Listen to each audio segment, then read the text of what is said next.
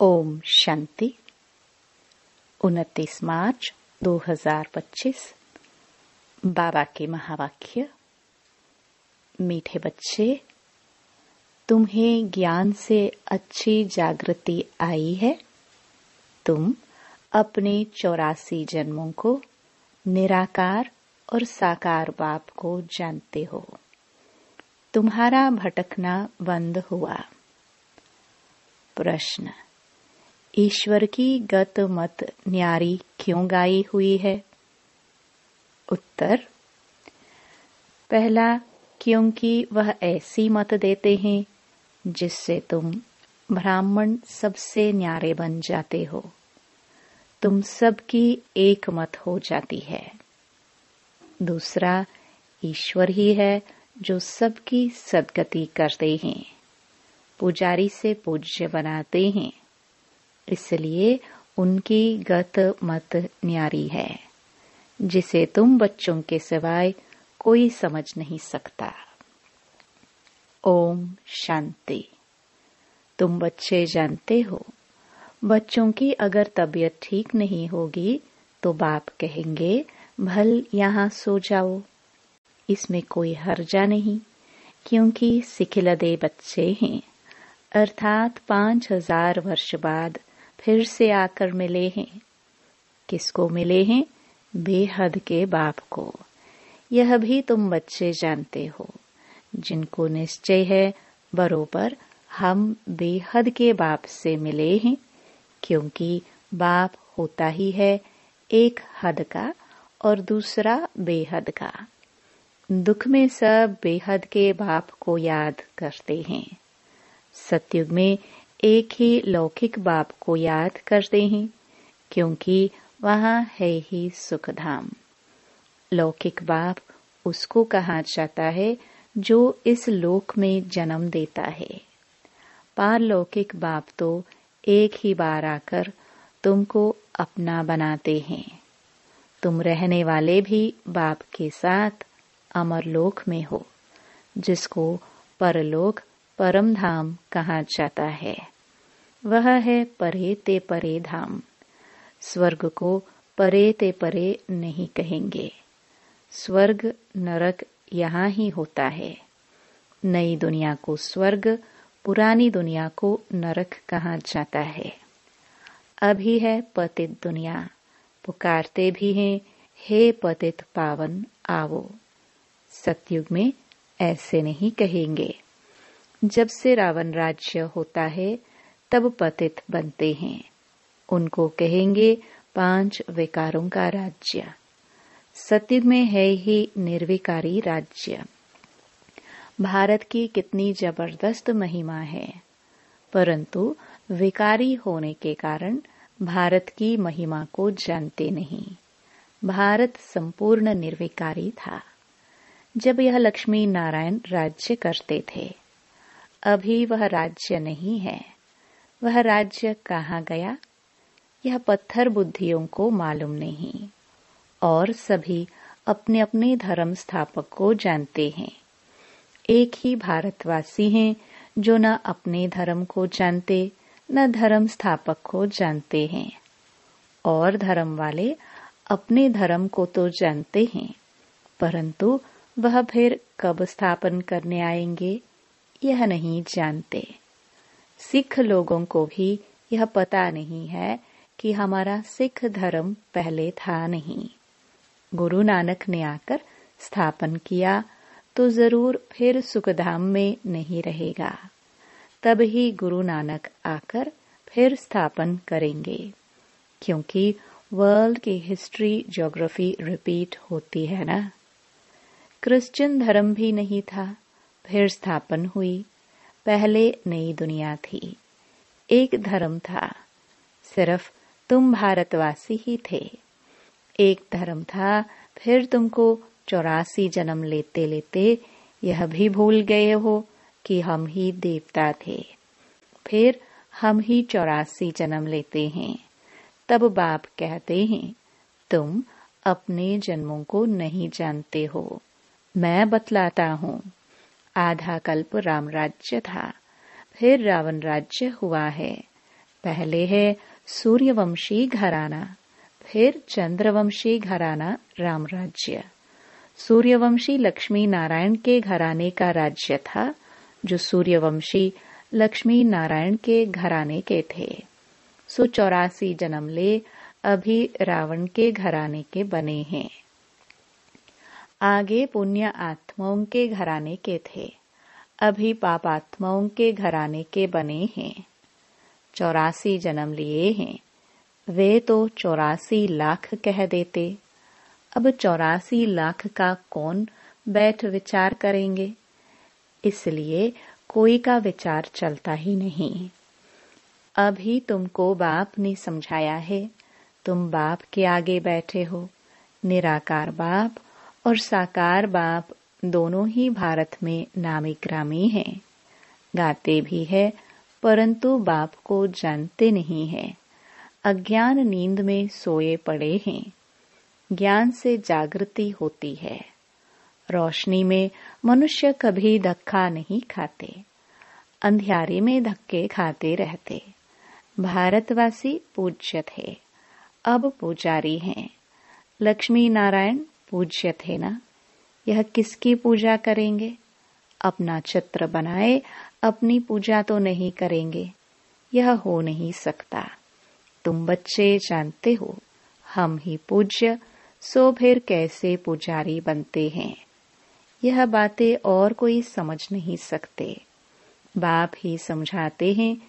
इसलिए कहते भी हैं, ईश्वर की गत मत न्यारी है। अभी तुम बच्चे जानते हो, बाबा ने हमारी सारी दुनिया से गत मत न्यारी कर दी है।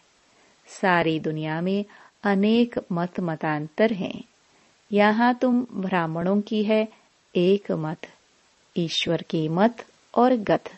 गत अर्थात सदगति। सदगति दाता एक ही बाप है। गाते भी हैं, सर्व का सदगति दाता राम। परंतु समझते नहीं कि राम किसको कहा जाता है। कहेंगे जिधर देखो राम ही राम रहता है। इसको कहा जाता है अज्ञान अंधियारा। अंधियारे में है दुख, सोझरे में है सुख। अंधियारे में ही पुकारते हैं ना। बंदगी करना माना बाप को बुलाना, भीख मांगते हैं ना। देवताओं के मंदिर में जाकर भीख मांगना हुआ ना। सतयुग में भीख मांगने की दरकार नहीं। भिखारी को इनसॉल्वेंट कहा जाता है। सतयुग में तुम कितने सॉल्वेंट थे, उसको कहा जाता है सॉल्वेंट। भारत अभी इनसॉल्वेंट है, यह भी कोई समझते नहीं। कल्प की आयु उल्टी सुल्टी लिख देने से मनुष्यों का माथा ही फिर गया है। बाप बहुत प्यार से बैठ समझाते हैं। कल्प पहले भी बच्चों को समझाया था। मुझ पतित पावन बाप को याद करो तो तुम पावन बन जाएंगे। पतित कैसे बने हो? विकारों की खाद पड़ी है। सब मनुष्य जंक खाए हुए हैं। अब वह जंक कैसे निकले? मुझे याद करो। देह अभिमान छोड़ देही अभिमानी बनो। अपने को आत्मा समझो। पहले तुम ही आत्मा, फिर शरीर लेते हो। आत्मा तो अमर है, शरीर मृत्यु को पाता है। सतयुग को कहा जाता है अमर लोक, कलयुग को कहा जाता है मृत्यु लोक। दुनिया में यह कोई भी नहीं जानते कि अमर लोक था, फिर मृत्यु लोक कैसे बना। अमर लोक अर्थात अकाले मृत्यु नहीं होती, वहां आयु भी बड़ी रहती है। वह है ही पवित्र दुनिया। तुम राज ऋषि हो। ऋषि पवित्र को कहा जाता है। तुमको पवित्र किसने बनाया? उनको बनाते हैं शंकराचार्य, तुमको बना रहे हैं शिवाचार्य। यह कोई पढ़ा हुआ नहीं है। इन द्वारा तुमको शिव बाबा आकर पढ़ाते हैं। शंकराचार्य ने तो गर्भ से जन्म लिया, कोई ऊपर से अवतरित नहीं हुआ। बाप तो इनमें प्रवेश करते हैं, आते हैं, जाते हैं, मालिक है, जिसमें चाहे उनमें जा सकते हैं। बाबा ने समझाया है, कोई का कल्याण करने अर्थ में प्रवेश कर लेता हूँ। आता तो पतित तन में ही हूँ ना, बहुतों का कल्याण करता हूँ। बच्चों को समझाया है, माया भी कम नहीं है। कभी कभी ध्यान में माया प्रवेश कर उल्टा सुल्टा बुलवाती रहती है, इसलिए बच्चों को बहुत संभाल करनी है। कईयों में जब माया प्रवेश कर लेती है तो कहते हैं, मैं शिव हूँ, फलाना हूँ। माया बड़ी शैतान है।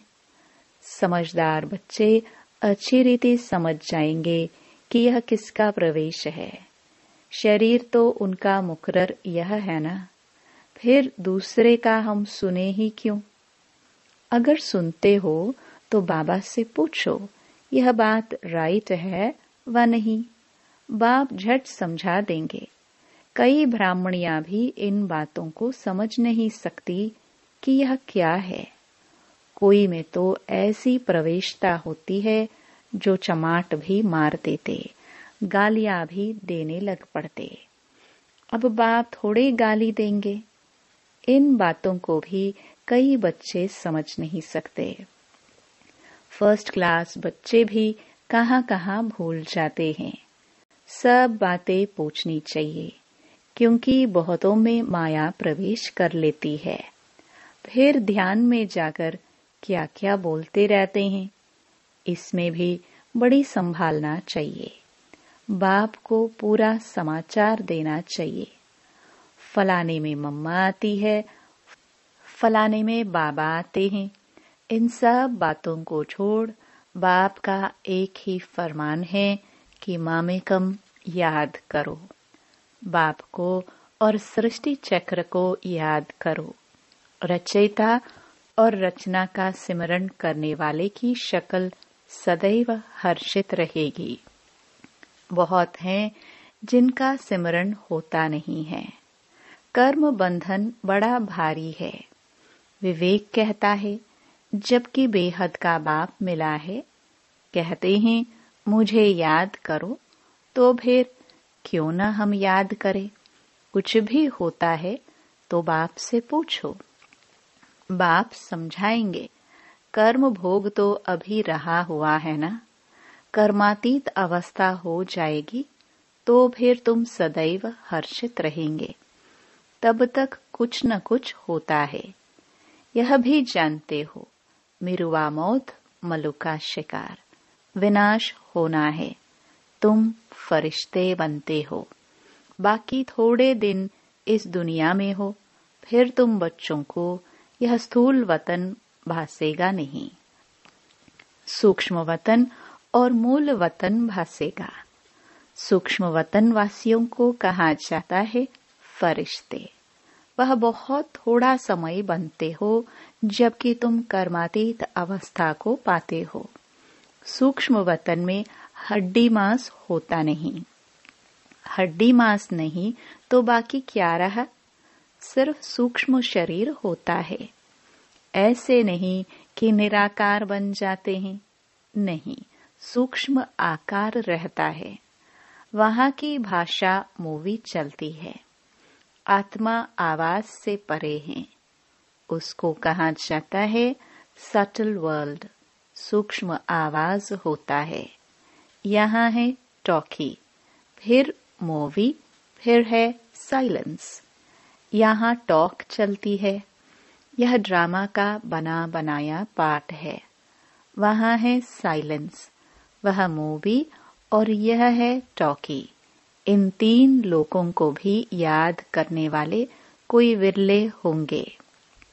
बाप समझाते हैं, बच्चे सजाओं से छूटने के लिए कम से कम 8 घंटा कर्मयोगी बन कर्म करो, 8 घंटा आराम करो और 8 घंटा बाप को याद करो। इस प्रैक्टिस से तुम पावन बन जाएंगे। नींद करते हो वह कोई बाप की याद नहीं है। ऐसे भी कोई न समझे कि बाबा के तो हम बच्चे हैं ना, फिर याद क्या करे। नहीं, बाप तो कहते हैं मुझे वहां याद करो, अपने को आत्मा समझ मुझे याद करो। जब तक योग बल से तुम पवित्र ना बनो तब तक घर में भी तुम जा नहीं सकते। नहीं तो फिर सजाए खाकर जाना होगा। सूक्ष्म वतन मूल वतन में भी जाना है, फिर आना है स्वर्ग में। बाबा ने समझाया है। आगे चल अखबारों में भी पढ़ेगा, अभी तो बहुत टाइम है। इतनी सारी राजधानी स्थापन होती है। South, north, east, west Bharat का कितना है। अब अखबारों द्वारा ही आवाज निकलेगा। बाप कहते हैं मुझे याद करो तो तुम्हारे पाप कट जाएंगे। बुलाते भी हैं, हे पतित पावन लिबरेटर, हमको दुख से छुड़ाओ। बच्चे जानते हैं ड्रामा प्लान अनुसार विनाश भी होना है। इस लड़ाई के बाद फिर शांति ही शांति होगी, सुख धाम हो जाएगा, सारी उथल पाथल हो जाएगी। सतयुग में होता ही है एक धर्म, कलयुग में है अनेक धर्म। यह तो कोई भी समझ सकते हैं। सबसे पहले आदि सनातन देवी देवता धर्म था। जब सूर्यवंशी थे तो चंद्रवंशी नहीं थे, फिर चंद्रवंशी होते हैं। पीछे यह देवी देवता धर्म प्राय लोप हो जाता है। पीछे फिर और धर्म वाले आते हैं। वह भी जब तक उन्हों की संस्था वृद्धि को पाए तब तक मालूम थोड़े ही पड़ता है। अभी तुम बच्चे सृष्टि के आदि मध्य अंत को जानते हो। तुमसे पूछेंगे सीडी में सिर्फ भारतवासियों को क्यों दिखाया है। बोलो यह खेल है भारत पर। आधा कल्प है उन्हों का पाठ। बाकी द्वापर कलयुग में अन्य सब धर्म आते हैं। गोले में यह सारी नॉलेज है। गोला तो बड़ा फर्स्ट क्लास है। सतयुग त्रेता में है श्रेष्ठाचारी दुनिया। द्वापर कलयुग है भ्रष्टाचारी दुनिया। अभी तुम संगम पर हो। यह ज्ञान की बातें हैं। यह 4 युगों का चक्र कैसे फिरता है यह किसको पता नहीं है। सतयुग में इन लक्ष्मी नारायण का राज्य होता है। इन्हों को भी यह थोड़े ही पता रहता कि सतयुग के बाद फिर त्रेता होना है, त्रेता के बाद फिर द्वापर कलयुग आना है। यहाँ भी मनुष्यों को बिल्कुल पता नहीं। भल कहते हैं, परंतु कैसे चक्कर फिरता है यह कोई नहीं जानते। इसलिए बाबा ने समझाया है, सारा गीता पर जोर रखो। सच्ची गीता सुनने से स्वर्गवासी बनते हैं। यहाँ शिव बाबा खुद सुनाते हैं, वहाँ मनुष्य पढ़ते हैं।